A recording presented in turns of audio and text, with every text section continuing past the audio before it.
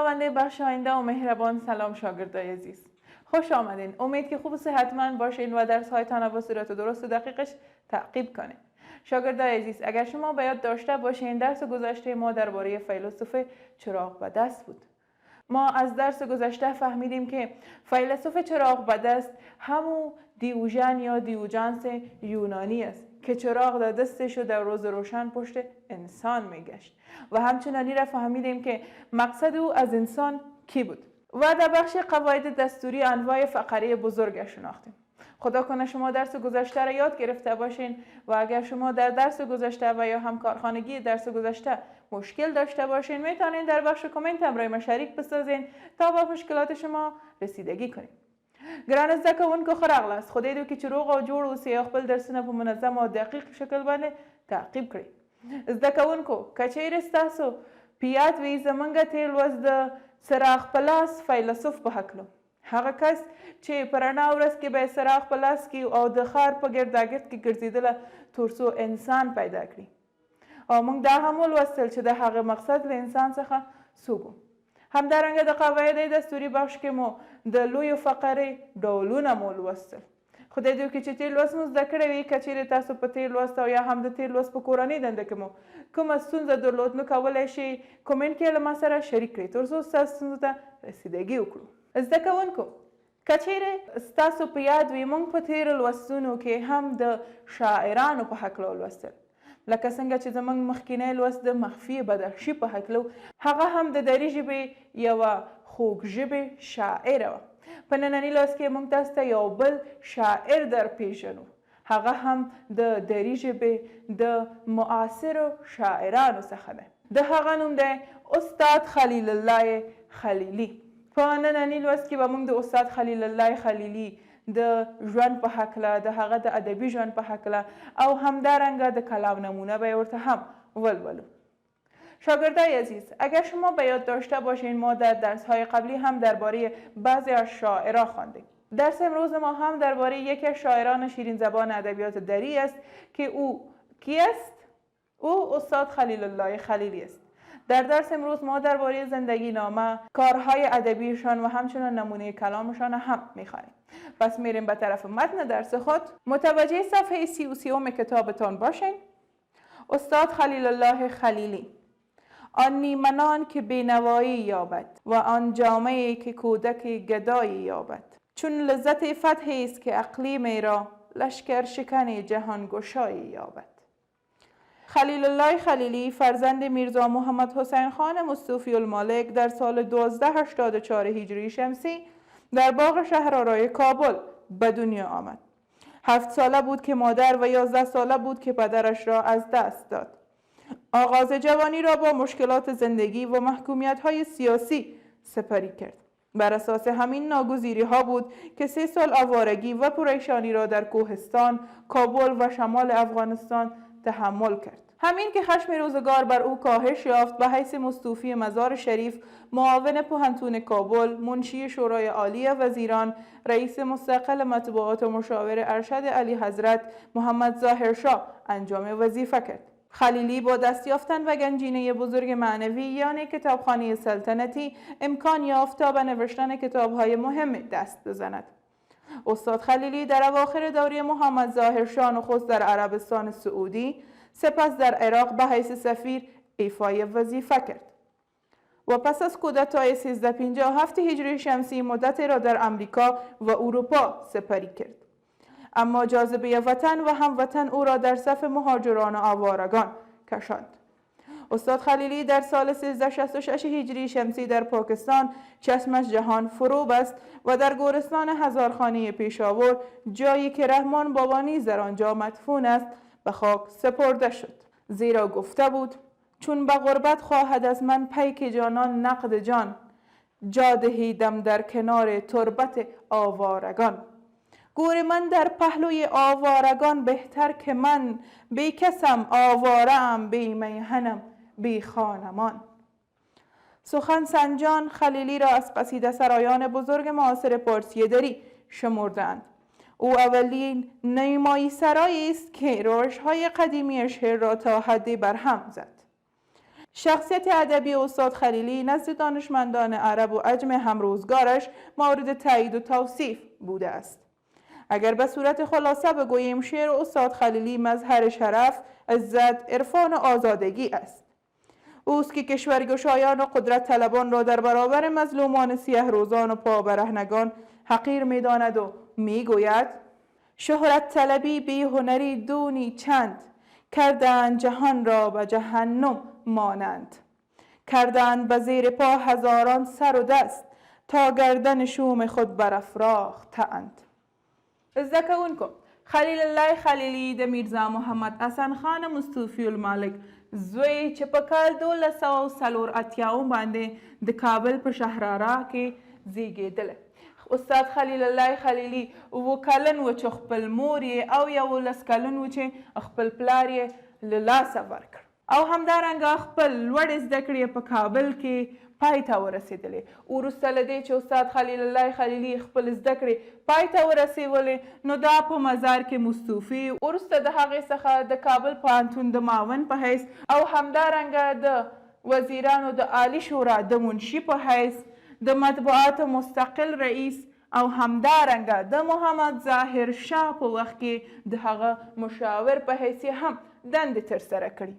کله چې استاد خلیل الله خلیلي سلطنتي کتابخانې ته لاره پیدا کړه نو هماغه وخت د خپل ډیر زیات مهم آثار ولیکل او د ظاهر شاه د دورې په اواخرو کې د عربستان سعودي او د عراق هیوادونو کې د افغانستان د سفیر په حیث دنده ترسره کړه. وروسته د 1950 کال کودتا څخه د اروپا او امریکا هیوادونو کې مهاجر شو او بالاخره په کال 1966 کال کې استاد خلیل الله خلیلي د پاکستان په هیواد کې وفات شو او د پېښور په هزارخانې کې هغه ځای کې چې رحمان بابا هم خښ دی هماغلته خښ شو او یا هم خاورو ته وسپارل شو. د ادیبانو او شاعرانو په وینا استاد خلیل الله خلیلي د درې د معاصرو قصیده ویونکو څخه دی. همدارنګه استاد خلیل الله خلیلي په افغانستان کې د هغه شاعرانو له ډلې څخه و چې د لومړي ځل لپاره نیمایي شعرونه ولوستل. نیمایي شعر چې دی ویونکی نیما یوشچ چې د معاصر شعرونو او یا هم د آزاد شعر ویونکی دی. دا همو د استاد خلیل الله خلیلي د ژوند په هکله خدای دې وکړي چې استاد خلیل الله خلیلي مو پیژندلی وي. همدارنګه کتاب کې تاسو ته د هغه د کلام نمونه هم راوستې ده. چون به غربت خواهد از من پیک جانان نقد جان، لکه څنګه چې زه وی په غربت یعنی د وطن څخه لرم د جانان پیک یا همغه نامه وړونکی له ما څخه ځان غواړي جا دهیدم در کنار تربت آوارگان. نو ما ته د هغه کسانو څنګ کې ځای راکړئ چې هغوی د هم د وطن څخه لرې دي او د وطن څخه په غربت کې ژوند کوي. گور من در پهلوی آوارگان بهتر که من، زما گور یا قبر د همغه آوارگانو تر څنګ ښه دی د دې لپاره چې بی کسم آوارم بی میهنم بی خانمان. زه بی کسه یم آواره یم خپل ټاټوبې څخه لرې یم او همدارنګه کور مې له ما څخه لرې دی. شهرت طلبی بی هنری دونی چند، کردند جهان را به جهنم مانند. تر څه وخت به د ځای او د مقام په غم کې اوسیږي، تر څه وخته به بې هنره اوسیږي. دا دومره پس فطرتي هم په درد نه خوري. تاسو دنیا او یا هم جهان مو د جهنم یا د دوزخ په شان کړ. کردند به زیر پا هزاران سر و دست، تا گردن شوم خود برافراختند. تاسو یا دوی خپل تر پښو لاندې یعنی په زرګونو او یا هم په سلګونو لاسو پښې کړي یعنی په سلګونو انسانان یې له منځه ویوړل تر څو همدغه د فساد څخه ډکه پس فطرته غاړه جګه ونیسي. دا هم د استاد خلیل الله خلیلي د کلام نمونه وه. خدای دې وکړي چې دا مو زده کړې وي. زده کوونکو نو اوس راځو خپل د لوست بلې برخې ته. د تل په شان زموږ د لوست بله برخه د قواعد دستوري برخه. که چیرې ستاسو په یاد وي موږ په تیر قواعد دستوري کې مو څه ولوستل؟ د فقرې بزرګ او یا هم د لویې فقرې ډولونه مو لوستل. په ننني لوست کې به موږ فقرې پیرو ولولو. دا چې فقرې پیرو څه ډول فقره ده نو تختې ته پام وکړئ. فقره پیرو بخشی از جمله است که با فقره پایه یعنی هسته رابطه وابستگی دارد و توضیحی به جمله هسته می افزاید. پیرو فقره د جمله هغه برخه ده چې د جمله او یا هم د فقره پایه یعنی د جمله همغه اساسی فقره او یا اساسی هسته سره وابستگی یا تړاو لري او د جمله د اساسی برخې او یا هم اساسی فقره په هکله معلومات ورکوي. دسته مثال راوسته. لیلی که کتابهایش را در دست داشت جانب مکتب میرفت. لیلی چې کتابونه په لاس کې و د مکتب په لورې تلله. ستاسو په نظر په دې جمله کې کومې برخې ته موږ فقرې پیرو ویلی شو؟ آفرین. که کتابهایش را در دست داشت. چې کتابونه په لاس کې و دا قسمت ته موږ فقره پیرو ویلی شو. د دې لپاره که چیرې لیلی او جانب مکتب میرفت ورسره نفي نو دا قسمت د جملې کوم معنا نه ورکوي. فقره پیرو مونږ دې ته ویلی شو د دې لپاره چې دغه برخه د جملې د لیلی په هکله یوه توضیح ده دا چې لیلی څه کوي او څه ورسره دي. همدارنګه کتاب کې تاسو نور مثالونه هم راوستی. استاد خلیلی که در سرایش شعر تعلیمی دست بالا داشت پس از پیوستن به صف مبارزان کشور به حیث شاعر مبارز ملی شهرت یافت. ستاسو په نظر په دې جمله کې فقره پیرو کومه یو برخه ده که در سرایش شعر تعلیمی دست بالا داشت. یعنی د جملې دغه برخه د استاد خلیل الله خلیلی په هکله معلومات ورکړي. بله جمله ده خلیلی که عاشق صلح و صفاست قدرت طلبان را در برابر مظلومان سیاه روزان حقیر می‌داند. په دې جمله کې فقره پیرو ده که عاشق صلح و صفاست.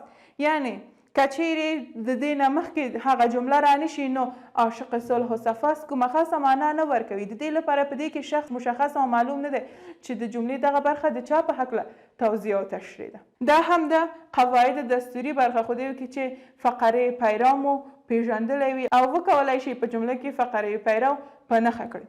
همدارنګه د فعالیتونو د برخې پوښتنې ستاسو کورنۍ دنده ده چې دا په سمه توګه د لوست د متن څخه حل کړئ. په دې صفحه کې هم تاسو یو شعر راوستئ.